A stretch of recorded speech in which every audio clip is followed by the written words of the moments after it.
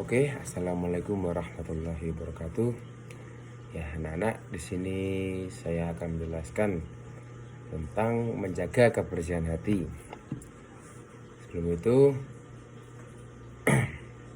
saya ucapkan terima kasih kepada Pak dosen selaku pengampu mata kuliah Akidah Akhlak, Bapak Nur Hidayat. Semoga beliau sehat selalu, panjang umur, serta dilancarkan segala urusan dan rezekinya. Amin, amin. Tak lupa juga sholawat serta salam kita junjungkan kepada junjungan kita Nabiullah Muhammad Sallallahu Alaihi Wasallam yang telah melimpahkan syafaatnya dan hidayahnya sehingga kita bersyukur hari ini.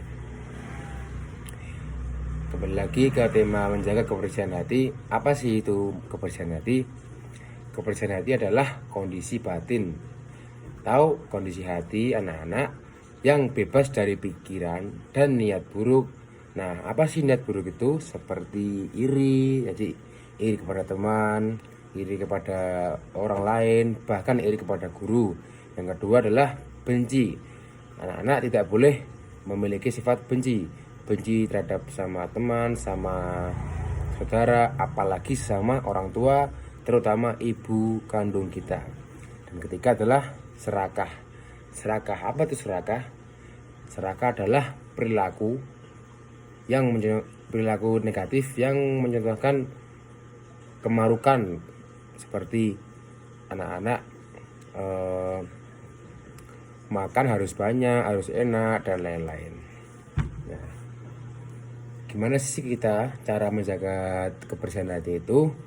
Yang pertama, anak-anak harus selalu berpikir positif dan tidak berprasangka buruk. Apa sih contohnya berpikir positif dan tidak berprasangka buruk? Nah, contohnya anak-anak seperti berpikir prasangka baik kepada teman. Misal temennya lagi ada di kamar kita, terus barang kita itu hilang. Nah, adik-adik atau anak-anak nggak boleh langsung menuduh bahwa dia, teman kita itu yang mengambil. Kita harus cari bukti dan kita dicontohkan kepada sama Allah Subhanahu wa taala untuk selalu berhusnuzon atau berprasangka buruk atau berprasangka baik, maaf. Nah, yang kedua itu selalu jujur dan tidak boleh berbohong sesama teman, sesama guru, sesama sahabat, sesama adik, sama kakak. Itu kita tidak boleh berbohong, apalagi sesama kepada kedua orang tua kita. Ingat ya, perilaku bohong itu adalah perilaku yang sangat dibenci oleh Allah Subhanahu wa taala. Yang ketiga itu berbicara yang baik dan tidak menyakiti orang lain. Nah, apa sih itu? Misalnya anak-anak berbicara sama teman kelas.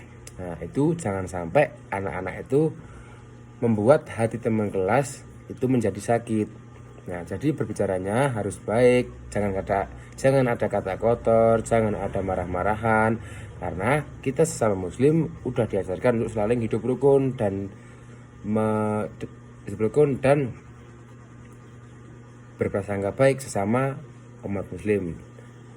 Jangankan sama muslim, sesama umat antar beragama aja kita harus baik, apalagi sama keluarga kita, sama umat muslim. Yang keempat, menyayangi orang lain dan tidak membenci. Nah, apa sih contohnya? Contohnya adalah ketika teman kita kelas itu dia sedang sakit atau sedang ada masalah. Nah, ada anak-anak, sebaiknya kita mendekati dia, menanyakan dia kenapa, habis itu kita hibur deh.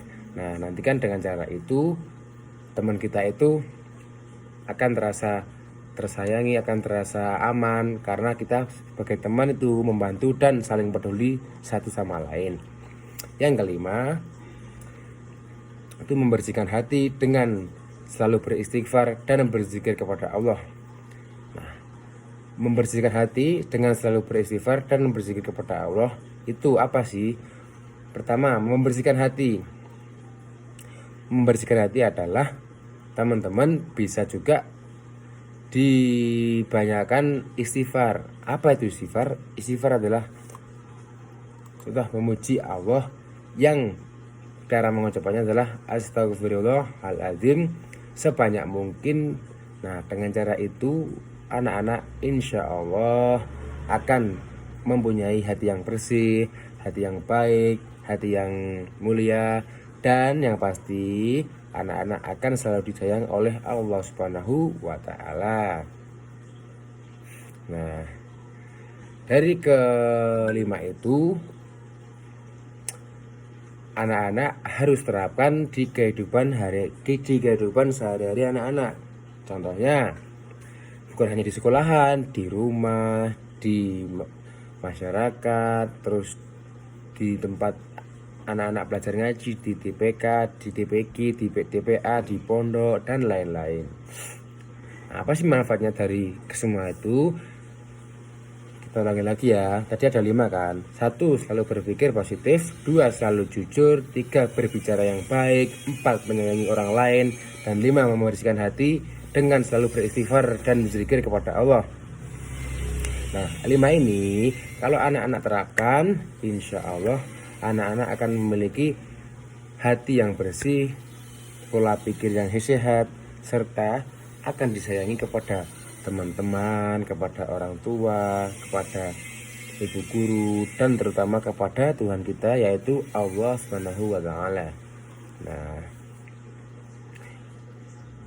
mungkin itu saja dari saya, Asfaqi Amudin. Terima kasih. Billahi taufiq wal hidayah. Wassalamualaikum warahmatullahi wabarakatuh. Dadah.